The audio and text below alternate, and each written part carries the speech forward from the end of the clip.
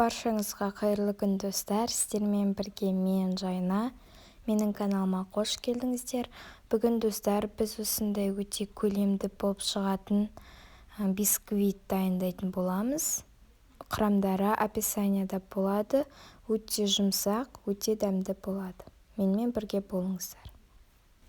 Бізге керектілері қант, ұн, жұмыртқа, қамырға арналған қопсытқыш, құрал жабдықтардан осындай бисквит соғатын ыдыс, және де миксер, бал қасық, үлкен қасық және де осындай табан. Менде бұл табанның диаметрі 24 см. Мен бұл табанның астындағы пергамент қағазын көп қолданып жүрмін. Ең алдымен біз осы табанымызға жұмыртқаларымызды жарып аламыз. Одан кейін біз сарыуыздарымызды ақуыздан бөліп аламыз. Мен оны қолмен бөліп алдым. Сіздер басқа тәсілмен бөлсеңіздер, жұмыртқа жарып жатырған кезде сарыуызын қабыршақтың ішінде алып қалуларыңызға болады.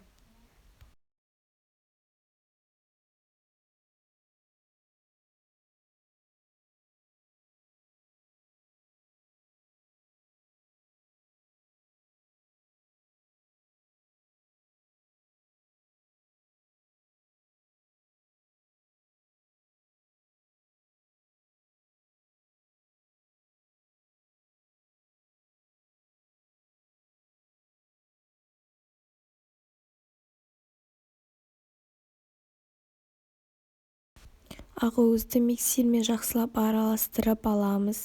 Одан кейін оның үстіне сарыуызды саламыз. Енді біз қантымызды осылайынан аз-аздан салып отырып миксермен араластырамыз. Енді осы массаны жақсылап миксермен араластырамыз. Біздің қантымыз еруі керек. Осы массаға қопсытқыш саламыз, бал қасық. Оны да жақсылап миксермен араластырамыз.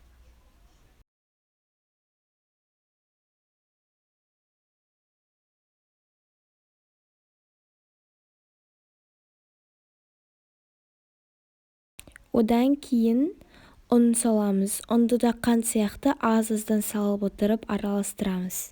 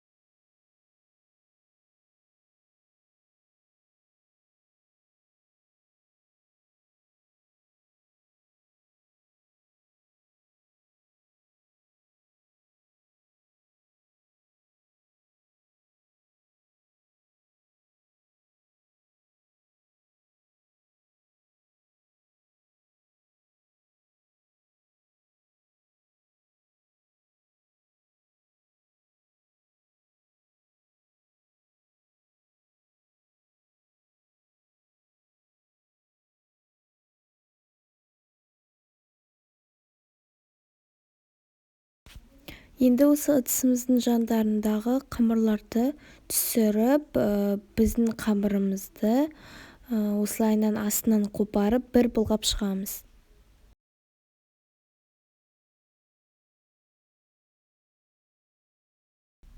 Енді біз бисквит құятын ыдысымызды майлаймыз. Осындай арнайы кисточкамен, күнбағыс майымен жақсылап барлық жағына жағып шығамыз.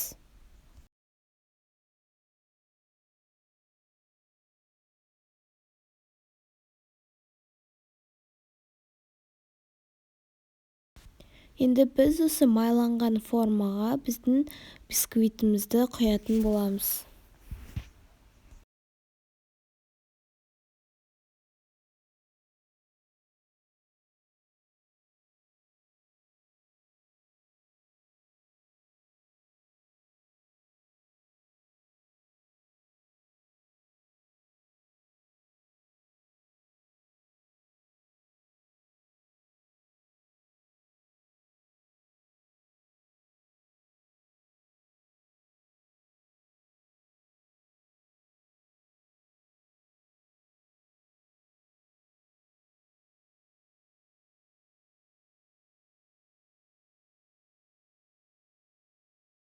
Біз бисквитіміздің қамырымызды осы ыдысқа құйғаннан кейін осылайынан қолмен дөңгелек етіп үстелге соғатын боламыз. Сол кезде оның беті түзу болады. Енді біз бұны 180 градуста қызып тұрған пеште пісіретін боламыз.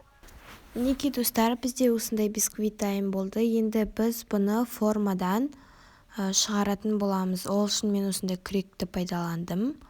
Яғни арнайы осындай құрал жабдық. Енді біз осыны бисквитімізді осы табадан шығарып, астындағы пергамент қағазын да босататын боламыз.